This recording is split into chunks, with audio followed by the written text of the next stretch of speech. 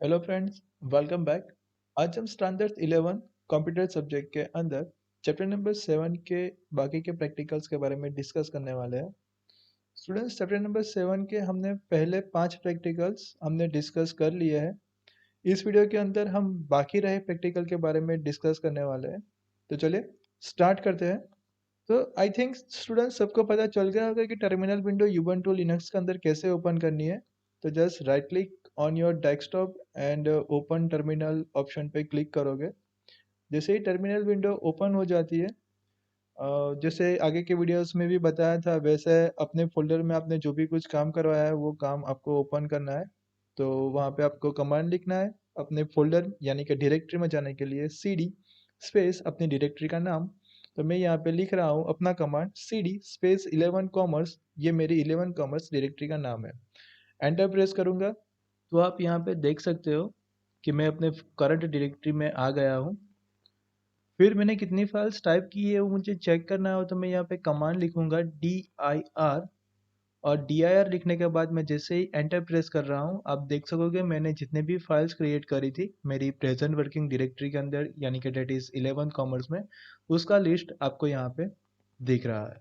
Okay, now start करते हैं अपना प्रैक्टिकल नंबर 6 नंबर की स्क्रिप्ट को क्या कहती है और 6 नंबर का प्रैक्टिकल कैसे रन करना है। तो शुरू करते हैं। तो 6 नंबर की स्क्रिप्ट को ओपन करने के लिए हम यहाँ पे कमांड टाइप करेंगे vi स्पेस स्क्रिप्ट 6, और जैसे ही आप यहाँ पे एंटर प्रेस करोगे आपको यहाँ पे डिस्प्ले हो जाएगी पूरी स्क्रिप्ट जो हमने लिखी हुई है।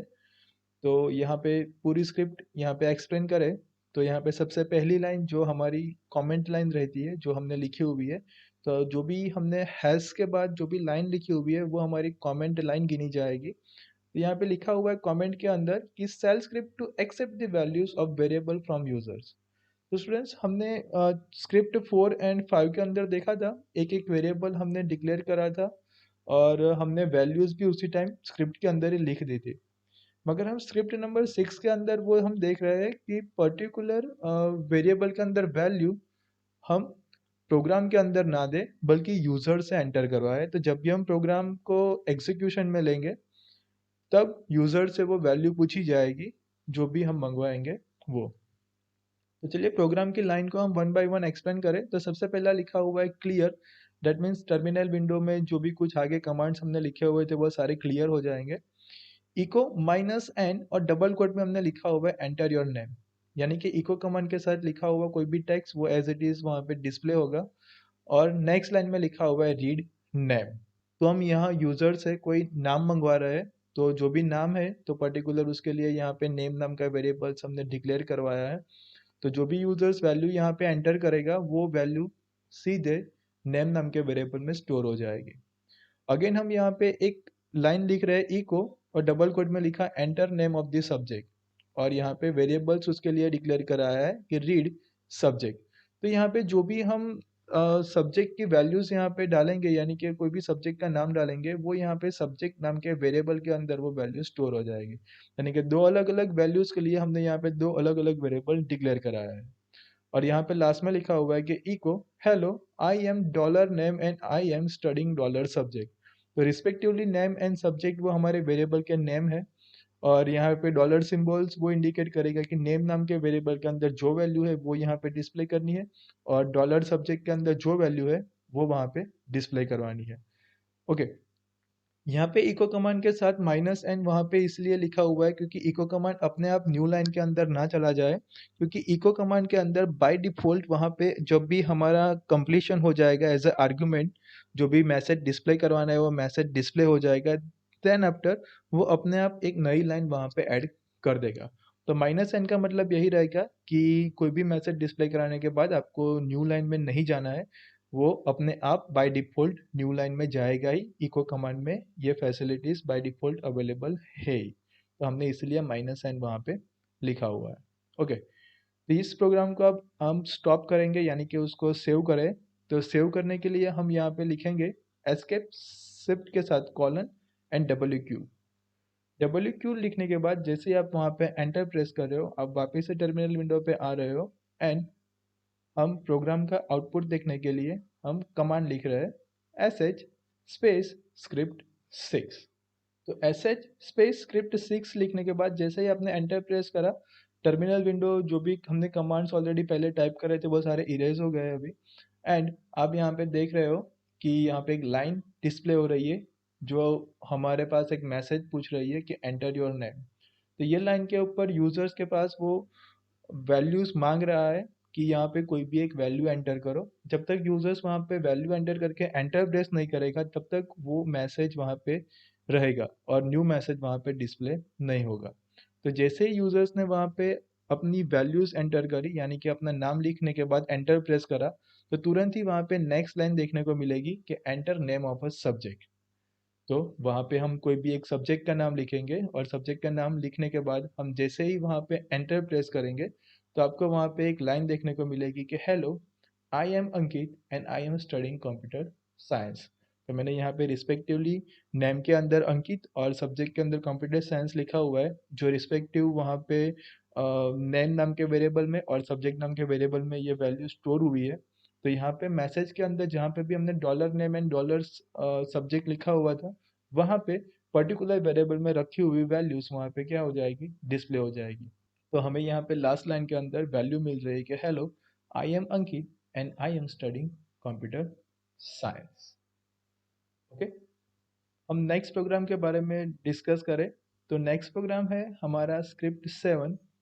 तो स्क्रिप्ट 7 को ओपन करने के लिए हम यहाँ पे कमांड लिखेंगे vi स्पेस स्क्रिप्ट 7 और हम जैसे ही एंटर प्रेस करेंगे आप यहाँ पे उसकी स्क्रिप्टिंग देख सकोगे। तो यहाँ पे सबसे पहली लाइन जो हमारी कमेंट है उसमें हमने लिखा हुआ है script 7 shell script to display total number of lines in a file. तो स्क्रिप्ट 7 क्या कहता है? तो स्क्रिप्ट 7 ये है कि हम यहाँ पे पर्टिकुलर एक फाइल का नाम एंटर करेंगे और पर्टिकुलर फाइल के अंदर कितनी लाइन्स लिखी हुई है वो हमें यहाँ पे वो क्या करेगा, डिस्प्ले करवाएगा। ओके, तो उसके लिए स्क्रिप्टिंग कोड है यहाँ पे, तो वो देखे तो सबसे पहला है यहाँ पे क्लियर। अगेन क्लियर कर देगा पूरी टर्मिनल विंडो को। फिर लिखा हुआ है इको माइनस एन और डबल कोट में लिखा हुआ है enter a file name. Simple, वहाँ पे वो मैसेज डिस्प्ले करेगा, वहाँ पे यूजर से पूछेगा कि यहाँ पे कोई भी एक फाइल का नाम एंटर करो। तो as per present working directory के अंदर आपके पास जितनी भी फाइल्स अवेलेबल है उसमें से यहाँ पे आप कोई भी एक फाइल का नाम यहाँ पे लिख सकते हो। और नेक्स्ट लाइन में read F name, that is आप जो भी कुछ फाइल का नाम लिख रहे हो वो वैल्यू एफ नेम नाम के वेरिएबल के अंदर क्या हो जाएगी, स्टोर हो जाएगी। यानी कि यहाँ पे वेरिएबल को डिक्लेयर करने के लिए हमने यहाँ पे एक लाइन लिखी हुई है रीड एफ नेम, तो एफ नेम वो मेरा एक वेरिएबल का नाम रहेगा। तो यहाँ पे जो मैंने रीड एफ नेम लिखा हुआ है दैट मीन्स एफ नेम वो मेरा वेरिएबल का नाम है और यहाँ पे मैं जो भी फाइल का नाम एंटर कराऊंगा वो फाइल की वैल्यू वहाँ पे एफ नेम नाम के वेरिएबल के अंदर स्टोर हो जाएगी। नेक्स्ट यहाँ पे एक लाइन लिखी हुई है echo there are cat space dollar F name, pipeline symbol का यूज करके वहाँ पे WC-L और वहाँ पे लिखा हुआ है कि lines in a file dollar F name. तो हमने लास्ट लेक्चर में भी देखा था कि जो भी हमने यहाँ पे रिवर्स सिंगल कोट का यूज़ किया उसका मतलब ये है कि वो जो है वो हमारा कोई कमांड है, तो वहाँ पे echo command as it is हमें प्रिंट ना कर ले, इसलिए हमने जो भी कमांड को यूज़ करना है उसको हमने यहाँ पे रिवर्स सिंगल कोट के अंदर हमने यूज़ किया है। और ये रिवर्स सिंगल कोट आपको कहाँ से मिलेगा वो भी मैंने बताया था। Again I will tell you कि ये जो सिंगल कोट है वो आपको वहाँ पे टिल्ड की के ऊपर से मिल जाएगा जो 1 नंबर के लेफ्ट साइड के ऊपर अवेलेबल है। तो टिल्ड सिंबल के ऊपर जो की है वो की के ऊपर आपको वहाँ पे मिलेगा अपना रिवर्स सिंगल कोड। तो इसका यूज करके आप इको कमांड को इंडिकेट कर सकते हो कि पर्टिकुलर लाइन के अंदर जो भी कुछ लिखा हुआ है दोनों रिवर्स कोड के अंदर तो वो हमारा कमांड है।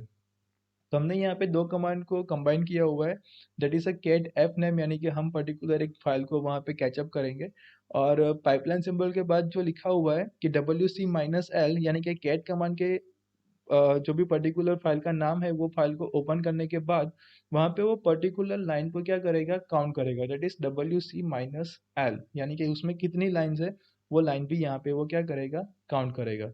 ओके, और काउंटिंग करने के बाद वो हमें एज अ रिजल्ट वहाँ पे डिस्प्ले कराएगा। ओके, तो यहाँ पे अपना फाइल को सेव करें और फाइल को सेव करने के लिए हम यहाँ पे एस्केप शिफ्ट के साथ कॉलन एंड WQ लिखकर हम वहाँ फाइल में से बाहर निकलेंगे। जैसे हम टर्मिनल विंडो पर आते हैं तो टर्मिनल विंडो पे आने के बाद हम यहाँ पे प्रोग्राम का आउटपुट देखने के लिए हम कमांड लिखेंगे कि sh script 7, और जैसे ही हम वहाँ पे एंटर प्रेस कर रहे हैं स्क्रिप्ट 7 लिखने के बाद, तो आप यहाँ पे देख सकोगे कि वहाँ पे मुझे एक मैसेज डिस्प्ले हो रहा है कि एंटर अ फाइल नेम। तो मैं यहाँ पे मेरे पास जितने भी फाइल्स मैंने बनाई हुई है उसमें से मैं यहाँ पे कोई भी एक फाइल का नाम दे रहा हूँ। तो मैं यहाँ पे लिख रहा हूँ अपनी फाइल का नाम, और लिखने के बाद जैसे ही मैं यहाँ पे एंटर प्रेस कर रहा हूँ वहाँ पे मैसेज डिस्प्ले हो जाएगा कि पर्टिकुलर फाइल के अंदर मैंने जितनी भी लाइन्स लिखी हुई होगी उतनी लाइन्स मुझे वहाँ पे डिस्प्ले हो जाएगी। तो मैंने यहाँ पे लिखा हुआ है स्क्रिप्ट 4 जो मेरी फाइल का नाम है, तो वहाँ पे मुझे मैसेज डिस्प्ले हो रहा है कि there are 6 line in a file script 4। तो पर्टिकुलर फाइल में जितनी भी लाइन्स होगी भले ही आपने वहाँ पे ब्लैंक छोड़ी होगी तो भी वो वहाँ पे काउंट कर कर आपको वहाँ पे क्या देगा, नंबर ऑफ लाइन्स काउंटिंग करके देगा। ओके, तो हम यहाँ पे देखें, हमने दूसरी बार भी वो स्क्रिप्ट एक फाइल का नाम देख के चेक करें तो यहाँ पे हमने लिखा हुआ है स्क्रिप्ट 5। तो वहाँ पे देख रहे हो कि there are 9 lines in a file script 5। तो हमने पहले 4 करी तो वहाँ पे 6 लाइन आई, फिर स्क्रिप्ट 5 करी तो यहाँ पे 9 लाइन्स आपको देखने को मिल रही है। फिर हम नेक्स्ट स्क्रिप्ट के बारे में डिस्कस करें तो नेक्स्ट स्क्रिप्ट है हमारी स्क्रिप्ट नंबर 8। तो चलिए स्क्रिप्ट नंबर 8 को ओपन करते हैं। तो ओपन करने के लिए हमें कमांड यूज करना है vi स्पेस स्क्रिप्ट 8, और स्क्रिप्ट 8 लिखने के बाद हम जैसे ही एंटर प्रेस करेंगे तो आप यहाँ पे कोड देख सकोगे जिसमें सबसे पहले कमेंट लाइन में हमने लिखा हुआ है script 8 script to add 2 numbers, यानी कि 2 नंबर को ऐड करने के बाद जो भी रिजल्ट आएगा वो रिजल्ट कैसे लाना है लिनक्स टर्मिनल में उसके बारे में हमने यहाँ पे स्क्रिप्ट लिखी हुई है। तो चलिए कोड को एक्सप्लेन करें। तो यहाँ पे सबसे पहली लाइन में लिखा हुआ है क्लियर, देन आफ्टर लिखा हुआ है echo minus N enter first number, और बाद में लिखा है रीड नम 1। तो नम 1 यहाँ पे मेरा वेरिएबल का नाम है कि जो भी मैं वहाँ पे एक नंबर इंसर्ट कराऊंगा वो नंबर यहाँ पे नम 1 नाम के वेरिएबल के अंदर स्टोर हो जाएगा। अगेन आई विल प्रिंट की इको एंटर सेकंड नंबर, यानी कि 2 नंबर ऐड करना है, मैंने एक नंबर ऐड करा दिया। पर्टिकुलर नंबर ऐड करने के बाद जो भी मेरे वेरिएबल थे उसके अंदर वैल्यू स्टोर भी हो गई, तो वो मुझे पूछेगा सेकंड नंबर के वो एंटर करो।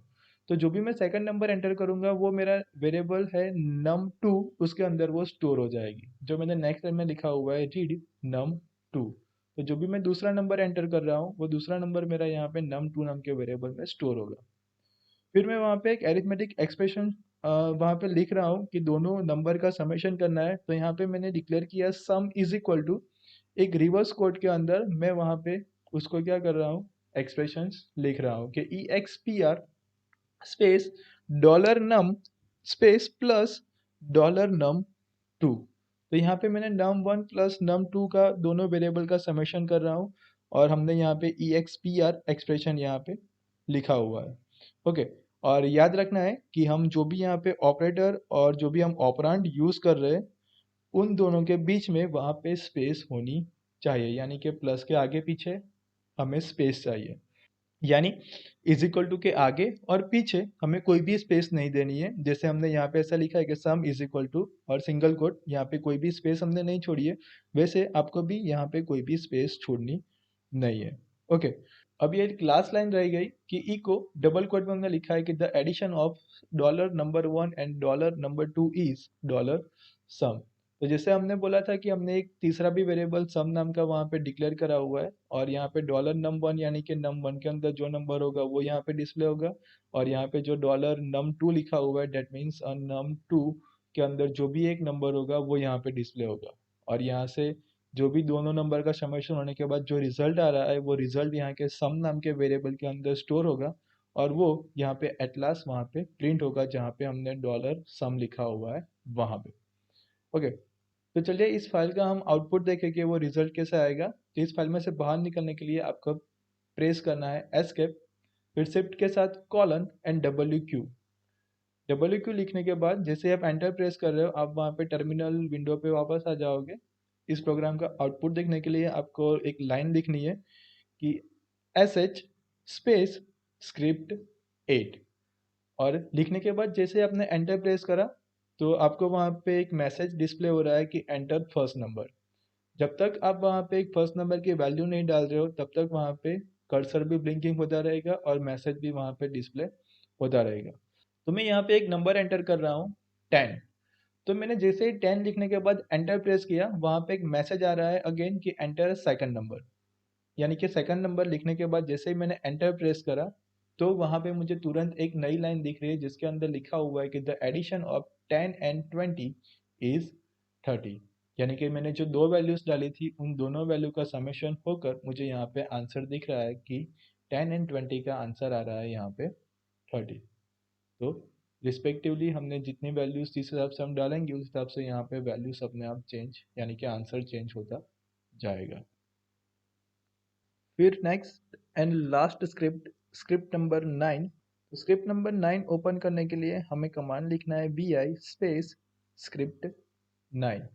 और जैसे ही एंटर प्रेस करोगे आप वहाँ पे पर्टिकुलर स्क्रिप्ट 9 का कोडिंग यहाँ पे आप देख सकते हो।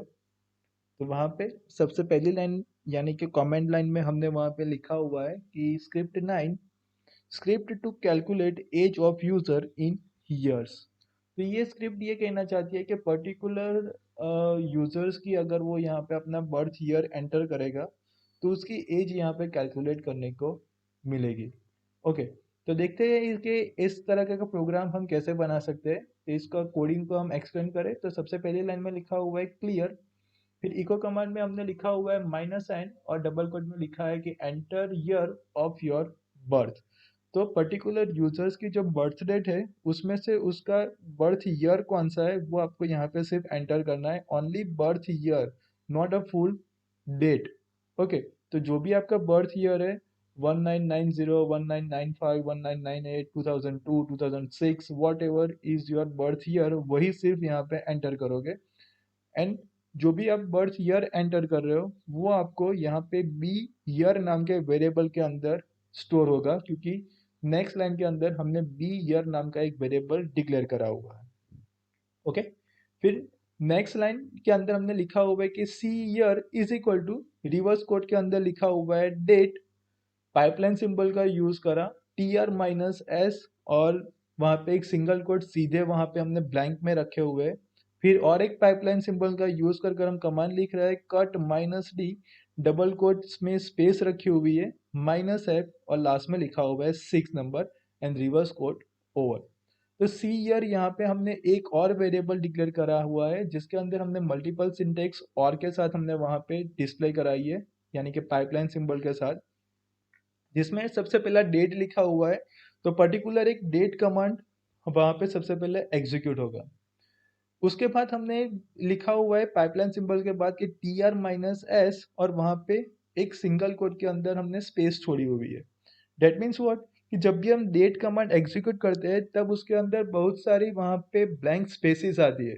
तो वो जो बहुत सारी जो ब्लैंक स्पेसिस रहेगी कि डेट कमांड के साथ डेट और सारा कुछ टाइम बैंक सब कुछ आ जाता है, तो वो हमें सब कुछ नहीं चाहिए और जो बीच में बहुत सारी जो स्पेस भी रहती है वो स्पेस भी हमें वहाँ पे नहीं चाहिए।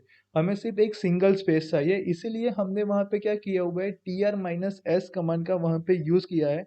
यानी कि सारी जो भी एक्स्ट्रा स्पेस होगी वो वहाँ से निकल जाएगी और हमें वहाँ पे सिंगल एक स्पेस खाली मिलेगी। ओके, तो इसलिए हमने वहाँ पे T R minus S command का हमने वहाँ पे यूज़ करा हुआ है। फिर और एक पाइपलाइन सिंबल का यानी कि और का यूज कर हम हमने कमांड लिखा हुआ है cut minus D, double quote empty है और माइनस एफ और 6 लिखा हुआ है। डेट मीन्स व्हाट, कि हमें पर्टिकुलर जो भी फील्ड मिल रही है उसमें से हमें एक कट करना है, यानी कि डेलीमीटर हमने वहाँ पे डबल कोट में लिखा हुआ है ब्लैंक, क्योंकि माइनस डी का मतलब रहता है डेलीमीटर। और कट जो भी हम डेट कमांड का यूज कर रहे हैं वो डेट कमांड के अंदर कोई भी डेलीमीटर नहीं आता है, इसलिए हमने वहाँ पे ब्लैंक छोड़ा हुआ है। तो डबल कोट में ब्लैंक है, डेट मीन्स नो डेलीमीटर, मगर वो डेलीमीटर चेक करेगा माइनस एफ और वहाँ पे लिखा हुआ है 6 नंबर। ये 6 नंबर का मतलब ये रहता है कि पर्टिकुलर डेट के अंदर जो भी ईयर रहेगा वो ईयर मेरा 6 नंबर के कॉलम में डिस्प्ले होगा। जब आप काउंट करोगे तब आप वहाँ पे देख सकोगे कि 6 नंबर के कॉलम के अंदर वो डेट वहाँ पे जो ईयर है वो ईयर वहाँ पे डिस्प्ले हो रहा है। इसीलिए पर्टिकुलर डेट नाम के कमांड में से मुझे 6 नंबर का कॉलम चाहिए और वो कट करके यानी कि 6 नंबर की फील्ड चाहिए और वो कट करके मुझे वहां पे सी ईयर यानी कि करंट ईयर नाम के वेरिएबल के अंदर स्टोर करना है। तो हमारी अभी करंट ईयर चल रहा है 2021, तो वहां पे 2021 वहां पे क्या हो जाएगा, स्टोर हो जाएगा। ओके, अगर फिर नेक्स्ट ईयर 2022 आता है तो वहां पे वो स्टोर हो जाएगा, यानी कि सिस्टम का जो भी करंट ईयर चल रहा होगा, जो भी सिस्टम में डेट सेट करके रखी है उसके मुताबिक वहां पे जो भी ईयर होगा वो वहां पे सी ईयर नाम के वेरिएबल में स्टोर होगा। ओके, फिर नेक्स्ट लाइन में हमने और एक वेरिएबल डिक्लेयर किया, यानी कि एज नाम का एक वेरिएबल हमने बनाया हुआ है और वहां पे अगेन एक एरिथमेटिक एक्सप्रेशन हमने वहां लिखा हुआ है। हमने आगे के एग्जांपल में देखा, हमने प्लस ऑपरेटर का यूज किया था, हम यहाँ पे माइनस ऑपरेटर का यूज कर रहे हैं और वहां पे हमने लिखा हुआ है रिवर्स सिंगल कोट के अंदर EXPR और dollar C year minus dollar B year, यानी कि करंट ईयर में से यूजर्स ने जो ईयर डाला होगा वो उसको क्या करना है, माइनस करना है। ओके, और माइनस करने के बाद जो भी एक नंबर आएगा वो नंबर कहाँ पे स्टोर होगा, तो कि एज नाम के वेरिएबल के अंदर स्टोर होगा।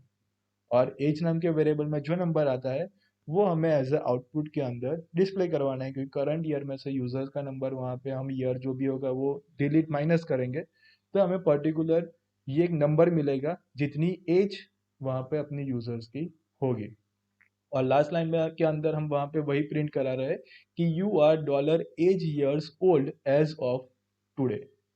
ओके, तो डॉलर एज यानी कि एज नाम के वेरिएबल में जो एक नंबर आता है माइनस होने के बाद जो भी नंबर एक मिलेगा वो वहां पे स्टोर होगा और वो वैल्यू आपको यहाँ पे इको कमांड में प्रिंट करवानी है। तो चलिए इस प्रोग्राम का आउटपुट देखिए और चेक करें कि इस प्रोग्राम का आउटपुट क्या आएगा।